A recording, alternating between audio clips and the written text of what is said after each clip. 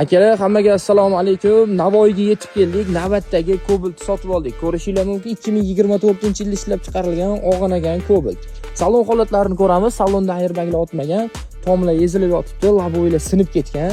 Bu yonlarida ham pachoq joylari bor akalar.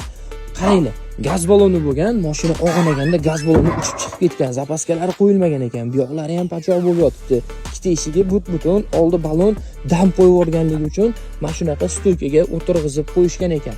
Motor korobkalari butun, xudo xohlasa endi razberet qilganda bilinadi. Qolgan joylari mashinamiz juda ham ideal sostoyanida bo'lgan va og'anagan holatda. Bu mashinani hozirgina Navoiyga kelib sotib oldik.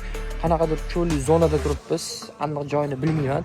Xullas akalar, butun O'zbekiston bo'ylab, ya'ni vodiy voha bo'ylab shunaqa avariyli mashinalarni yaxshi zo'r narxlarda olib qolamiz. Endilikda mashinalarni turtib olsanglar yoki kimlardir shunaqa mashina ko'rib qolsanglar, xavotirga tushmanglar. Bu metalom yo bir arzimaydigan jism bo'lib qolmaydi. Bu yaxshigina pul bo'ladi. Mana shu mashinani 2024-yilgi og'anagan Cobaltni hozir shunaqa narxga olib qoldik. Hayron qolasizlar. 60 millionga mana shu Cobalt arziydimi, yo'qmi, o'zingizlar kommentariyada izohlab qoldiringlar. Xullas shunaqa gaplar. Avariyli mashinalar bo'lsa aytaveringlar.